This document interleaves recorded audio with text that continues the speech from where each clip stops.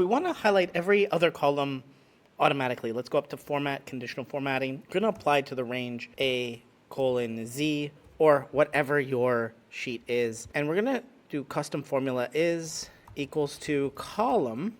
Now this is checking the number of the column, and we're going to wrap this with is odd. And right away you can see that the odd columns are highlighted.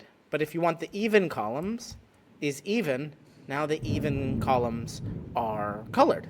Now you can change that color to anything you want, and there you go. That's how to highlight every other column. You're watching Better Sheets here on YouTube. Make sure you check out this video or this video and subscribe right now to get more tips, tricks, how-tos, get more out of your Google Sheets than you ever have before.